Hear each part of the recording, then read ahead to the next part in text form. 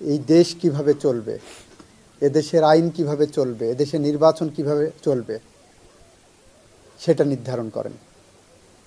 সেখানে যে আমরা দেখেছি কনস্টিটিউশনের 72 কনস্টিটিউশনের 4th শিডিউলে আমরা বলেছি যে দেখেন, এখানে বলা হচ্ছে ওই যে পার্লামেন্টের সদস্যরা সংবিধান করেছিলেন তাদের ডিজলভ করে দেওয়া হলো। ওইখানে বলা হলো যে আমরা প্রথমবারের মতো পার্লামেন্ট ইলেকশন করতে যাব। ওখানে বলা হলো যে আমরা কিভাবে ভোটার তালিকা তৈরি করব। এই সব কিছুই কিন্তু প্রসপেক্টিভ পরবর্তীতে করব বলে বলা হচ্ছে।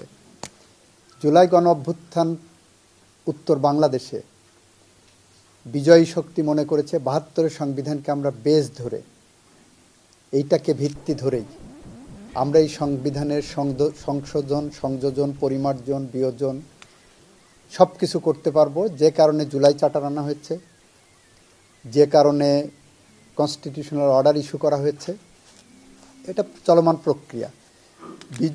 গণঅভ্যুত্থানে বিজয়ী শক্তি যেভাবে সিদ্ধান্ত নেবেন তারা সেইভাবেই এগিয়ে যাবেন। 106-এর এই প্রশ্নটা সবাই মিলে অ্যাডাপ্ট করেছি। 106 থাকা না থাকার উপরে, রাষ্ট্রপতির ওপিনিয়ন নেওয়া না নেওয়ার উপর একটি রেভলিউশনারি গভর্নমেন্টের বৈধতা অবৈধতা নির্ভর করে না। 106 যদি প্রেসিডেন্ট নাও নিতেন, তারপরেও এই সরকার, রেভলিউশনারি সরকার, বিপ্লবোত্তর সরকার, গণঅভ্যুত্থানের সরকার বৈধতার মুখে পড়বে না।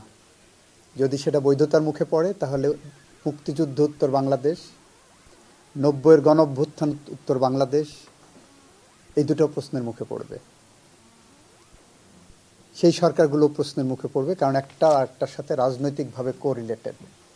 এর বেসিক প্রিন্সিপাল হলো সোশ্যাল কন্ট্রাক্ট থিওরি।